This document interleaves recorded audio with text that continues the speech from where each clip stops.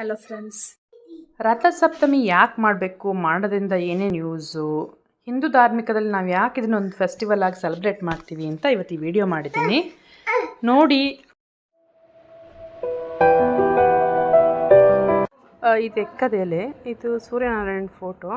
ರಥ ಅಂದರೆ ಚಾರಿಯೋಟ್, ಸಪ್ತಮಿ ಅಂದರೆ 7th ಡೇ, ಮಾಘ ಮಾಸದ ಶುಕ್ಲ ಪಕ್ಷದ 7ನೇ ದಿನ, ಅದನ್ನು ರಥಸಪ್ತಮಿ ಅಂತ ಹೇಳ್ತಾರೆ.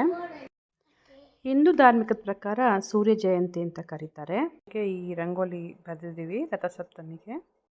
ಸೊ ಸ್ನಾನ ಮಾಡೋಕ್ಕೆ 2 ಭುಜಕ್ಕೆ 1 ತಲೆಗೆ ಒಬ್ಬರಿಗೆ 7 ಎಕ್ಕದ ಎಲೆ ಯೂಸ್ ಮಾಡಿ ಬೆಳಿಗ್ಗೆ 5:30 7 ಗಂಟೆ ಒಳಗೆ ಸ್ನಾನ ಮಾಡಬೇಕು.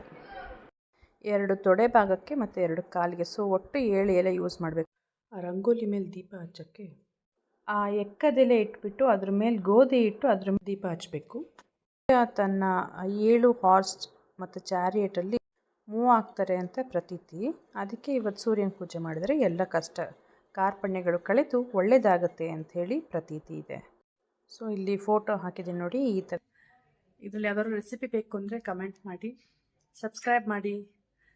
ಇನ್ನು ಬೇರೆ ಬೇರೆ ಥರ ವೀಡಿಯೋಸ್ ಮಾಡೋಕ್ಕೆ ಇನಿಷಿಯೇಟಿವ್ ತಗೊಳ್ತೀನಿ ನಾನು. ಸೊ ಸಬ್ಸ್ಕ್ರೈಬ್ ಮಾಡಿ, ಕಮೆಂಟ್ ಮಾಡಿ, ಎನ್ಕರೇಜ್ ಮಾಡಿ, ಶೇರ್ ಮಾಡಿ. Thank you.